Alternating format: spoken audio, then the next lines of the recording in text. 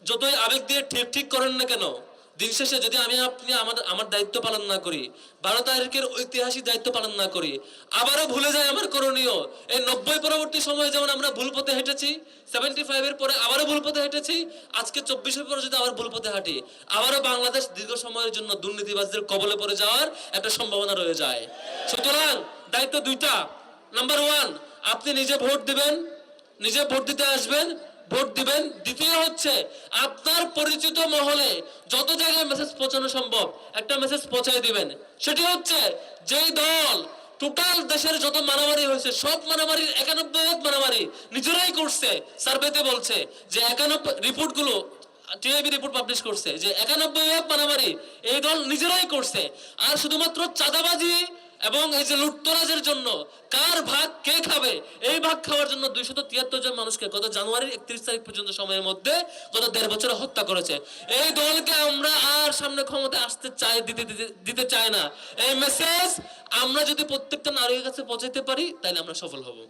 আমরা পারবো না। তারা একটা মেসেজ দিতে চায়, তারা নাকি ভোট কেন্দ্র দখল করবে। আপনারা কি ভোট কেন্দ্র দখল করতে দিবেন? যে জুলাই তরুণরা গুলি পিঠে নেয় নিচে বুকে, তাই না? এই তরুণরা বেঁচে থাকতে আমরা কি দিব আমাদের কেন্দ্রগুলো তারা দখল করবে? আমরা কি এটা দেখবো যে ভোট দেওয়া হয়ে গেছে আপনি চলে যান এই কথা বলবে, সে সুযোগ কি দেব?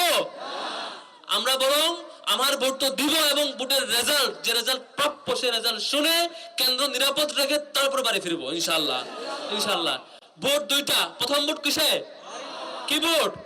হ্যাঁ ভোট দেব। তারা নার পক্ষে ক্যাম্পেইন করছে, কারণ তারা চায় বিচার বিভাগ আবার দখল করবে, তারা চায় চাঁদাবাজি আবার করবে, তারা চায় আবার কাউরে আয়নাঘরে নিয়ে যাবে। আমাদের এই হ্যাঁ ভোট আয়নাঘরকে আজীবনের জন্য বন্ধ করার জন্য ভোট। আমরা এই ভোট দেব তো ইনশাআল্লাহ। দ্বিতীয় কোন মার্কা? কোন মার্কা? দাঁড়িপাল্লা। দাঁড়িপাল্লায় ভোট দেওয়ার মধ্য দিয়ে 1 টাকা অন্তত হবে।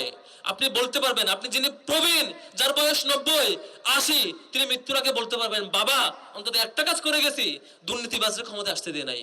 যে শিশু তিনি সে শিশু বলতে পারবেন আমি শিশু বয়স আমার বাবাকে এটুকু বলছি যে আমার বাবা যাতে, আমার মা যাতে কোনো দুর্নীতিবাজকে আশ্রয় না দেয়। যে যুবক, সে যুবক বলতে পারবেন অন্তত এক সময় গিয়ে যে বাংলাদেশের ঐতিহাসিক সময়ে এসে আমার তরুণদের সর্বোচ্চটুকু শক্তি দিয়ে আমি আমার এলাকার সকল দুর্নীতিবাজ এবং বাটপারকে ঠেকানোর চেষ্টা করেছিলাম।